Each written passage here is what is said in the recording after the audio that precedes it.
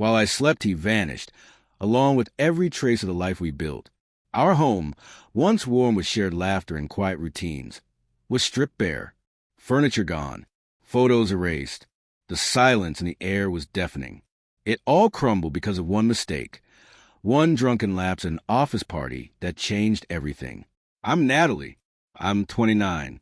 Not long ago, I was living what I thought was a dream. I was married to Lucas, 31, and for 2 years, we were building something solid, a home that felt like safety, plans that stretched decades ahead. He wasn't just my husband, he was my anchor. But that morning, as I stood in a gutted house, staring at a single note on the kitchen counter in Lucas's handwriting, "Happy New Year, Natalie. May your fresh start treat you better than I did." Everything shattered. I thought we were unbreakable. Turns out I was wrong. Let me take you back. 3 years ago, I met Lucas at the consulting firm where I was interning. He was sharp, respected, and carried a quiet confidence that pulled people in without trying. We tried to stay professional, but the spark was undeniable. 8 months later, he proposed during a snow-covered weekend in the mountains. It was simple, intimate, and felt like forever. We got married. Life took off. Lucas accepted a lucrative job offer from a rival firm, doubling his income. We moved into a bigger house, talked about kids, travel, the works. My career was thriving too. I was promoted and finally felt seen, but the pressure blindsided me.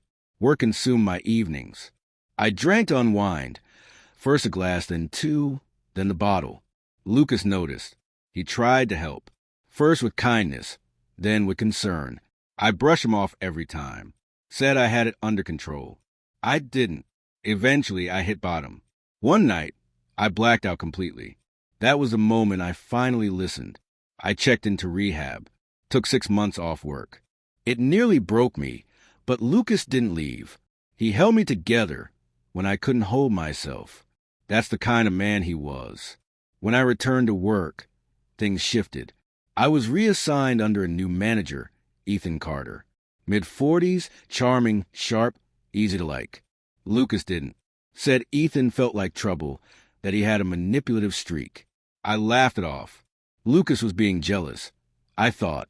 Ethan was professional, supportive, someone who kept things light when the days got heavy. But as we worked longer hours, lines blurred. We started talking outside of work. Texts, emails, little things. Lucas noticed the difference. I told him it was nothing. He didn't believe me. One night after a tense argument, I snapped. Told Lucas if he couldn't trust me, that was on him. That's when the rift began. Not long after, Ethan opened up about his own life.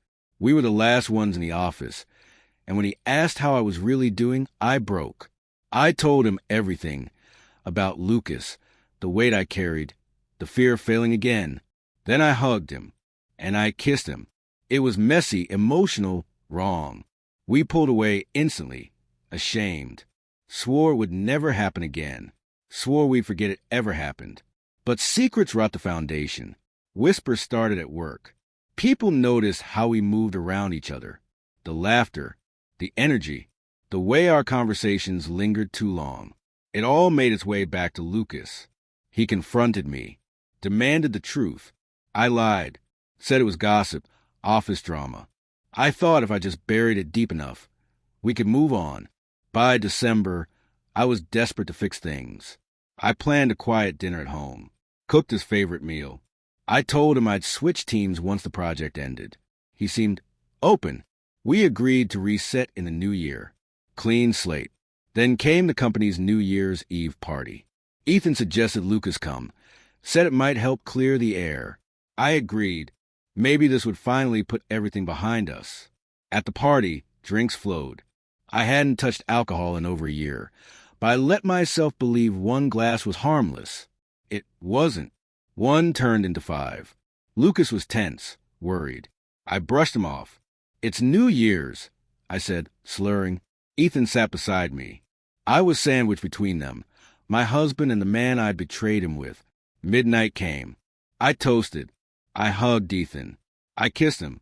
Not hidden, not secret, right in front of Lucas. I don't remember it, But Lucas did. The next morning, I woke up alone. The house was empty. Everything gone. I called him. No answer. I found the note. And then I sat there, surrounded by nothing, reading those 8 words over and over. I met Ethan at a cafe a few days later. Asked him to tell me everything. He did.